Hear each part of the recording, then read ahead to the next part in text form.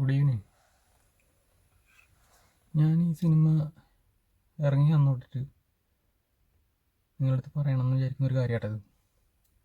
ഞാൻ പറഞ്ഞു വരുന്നത് ഖലീഫ എന്ന് പറഞ്ഞ സിനിമേനെ കുറിച്ചിട്ടോ. സിനിമ ഞാൻ ഫസ്റ്റ് ഡേ പോയിട്ട് തിയേറ്ററിൽ നിന്ന് കണ്ട ഒരാളാണ് ഞാൻ. അപ്പോൾ ഈ സിനിമ ഇറങ്ങി അന്ന് തൊട്ടിട്ട് ഭയങ്കര നെഗറ്റീവ് റിവ്യൂവിന്. ഞാൻ ഒരാൾ പ്രത്യേക പേരൊന്നും എടുത്ത് ഞാൻ പറയുന്നില്ല, പക്ഷേ ഭയങ്കര നെഗറ്റീവ് റിവ്യൂ സിനിമക്ക്. എന്നുവെച്ചാൽ എനിക്കൊരു അനുഭവം കൂടി ഉണ്ടായി. അപ്പോൾ അനുഭവം അങ്ങനെ വന്ന കാരണമാണ് ഞാൻ നിങ്ങളുടെ അടുത്ത് ഈ ഒരു വീഡിയോ ചെയ്യാൻ തന്നെ കാരണം. അതായത് ഞാൻ സിനിമ കണ്ട് ഇറങ്ങി, തിയേറ്ററിൽ നിന്ന് ഇറങ്ങി നേരെ പുറത്തേക്ക് വന്നപ്പോൾ കൂട്ടുകാരനെ കണ്ടു.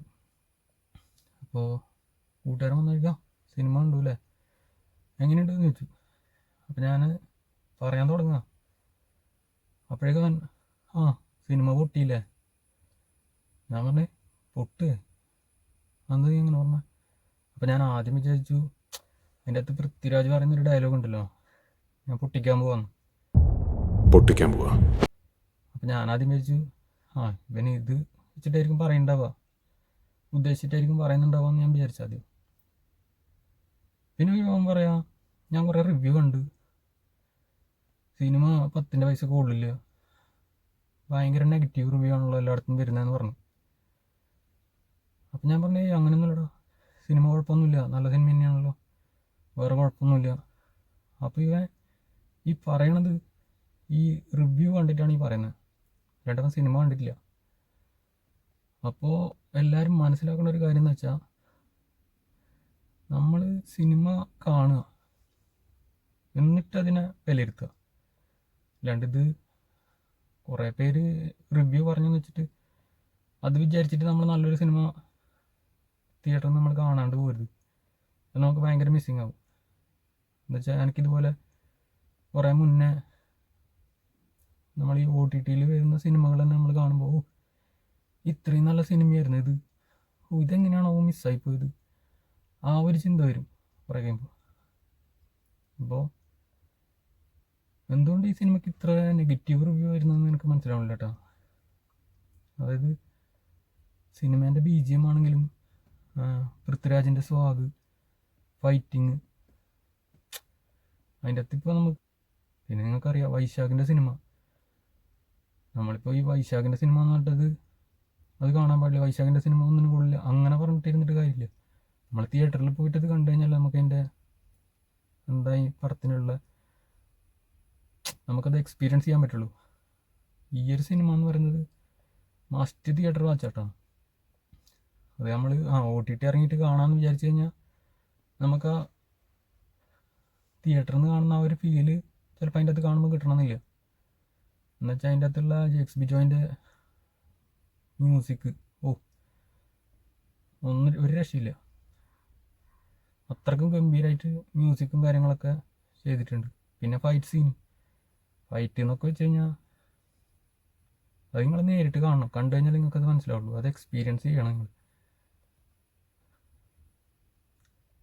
പക്ഷെ ഇത്രയും നല്ലോണം ഇവർ ഈ സിനിമ എടുത്ത് വെച്ചിട്ട് എന്തുകൊണ്ട് അതിനിങ്ങനെ നെഗറ്റീവ് റിവ്യൂ ഇത്രയും വന്നാന്ന് എനിക്ക് മനസ്സിലാവില്ല കേട്ടോ. ഞാൻ ഓരോരാളെയും പേരൊന്നും എടുത്ത് പറയണില്ല, പക്ഷെ എന്നാലും ഇങ്ങനെ ഇത്രയും പേര് കഷ്ടപ്പെട്ടൊരു നല്ലൊരു സിനിമ എടുത്ത് വെച്ചിട്ട് അതിന് ഭയങ്കരമായിട്ട് നെഗറ്റീവ് റിവ്യൂ പറയാന്ന് പറഞ്ഞു കഴിഞ്ഞാൽ അത് ഭയങ്കര മോശമല്ലേ. ഇപ്പം ഒരാൾ ഒരു ഹോട്ടലിൽ കയറി ഭക്ഷണം കഴിച്ചു, നല്ല ഭക്ഷണമാണ്. അപ്പോൾ അവിടെ വേറെ ആൾ വന്ന് കയറി, അയാൾക്ക് ഇപ്പോൾ ആ ഭക്ഷണം ഇഷ്ടപ്പെട്ടില്ല എന്ന് വെച്ചിട്ട് അയാൾ ബാക്കിയുള്ള ആളുടെ അടുത്തൊക്കെ ആ ഹോട്ടലിൽ കയറണ്ട, അവിടുത്തെ ഫുഡ് തല്ലിപ്പൊളി ഫുഡാണ് അങ്ങനെ പറയുന്നത് ഭയങ്കര മോശമല്ലേ. അതായത് മറ്റുള്ളവർ കയറി കഴിച്ചു കഴിഞ്ഞാൽ അതിൻ്റെ ഉള്ള അഭിപ്രായം അറിയാൻ പറ്റുള്ളൂ.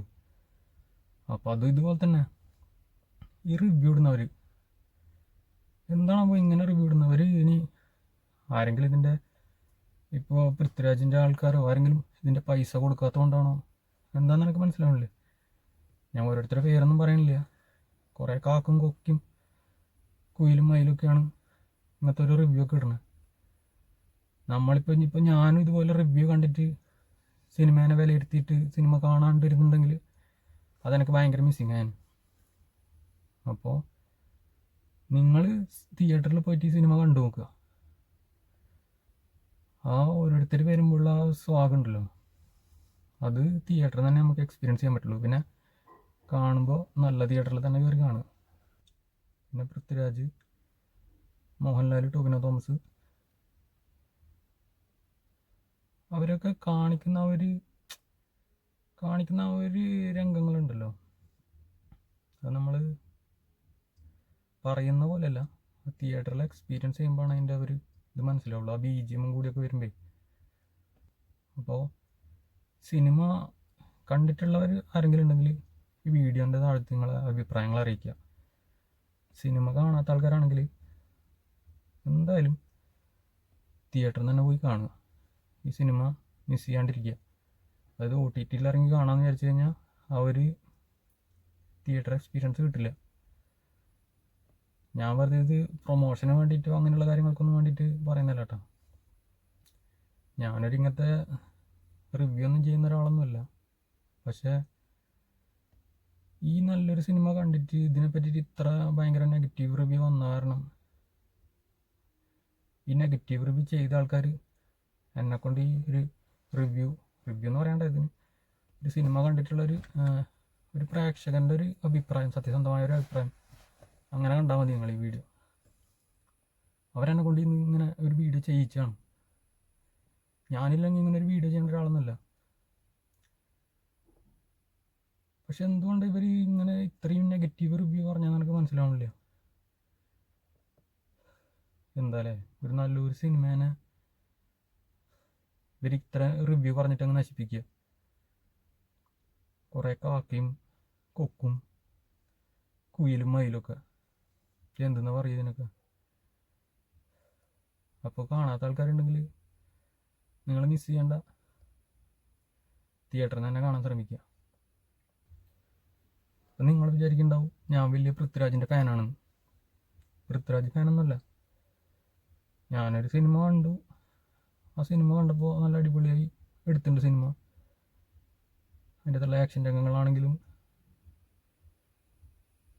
അതിൻ്റെ BGM ആണെങ്കിലും മറ്റേ ഫാമിലി പരമായിട്ടുള്ള കാര്യങ്ങളാണെങ്കിലും ഒക്കെ നമ്മൾ ഓരോ ഫ്രെയിം കാണുമ്പോഴും നമുക്ക് ആ ഒരു എന്താ പറയുക,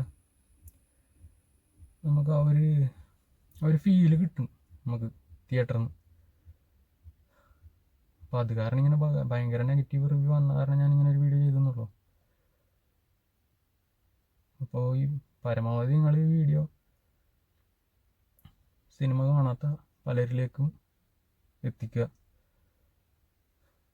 നമുക്കിങ്ങനെയല്ലേ പറയാൻ പറ്റുള്ളൂ അല്ലേ. സത്യസന്ധമായ കാര്യം പറയുമ്പോൾ ആരും ചെവി കൊള്ളില്ലല്ലോ. വല്ല കളവും തെണ്ടിത്തരമൊക്കെ പറയുമ്പോഴാണ് ആൾക്കാർ കൂടുതൽ ഇഷ്ടപ്പെടുന്നത്. സത്യസന്ധമായ കാര്യം പറഞ്ഞാൽ ഇപ്പോഴത്തെ കാലത്ത് ആരും എടുക്കില്ല. നിങ്ങൾ ഈ വീഡിയോ കണ്ടതിന് ശേഷം നിങ്ങൾ ഈ സിനിമ കാണുന്ന ഒരാളാണെങ്കിൽ എന്തായാലും നിങ്ങളൊരു അഭിപ്രായം, ഞാൻ ഈ പറഞ്ഞതിനോട് യോജിക്കുന്നുണ്ടോ അതോ ഇല്ലയോ എന്നുള്ളതിൻ്റെ ഒരു അഭിപ്രായം കമൻറ്റിൽ അറിയിക്കുക.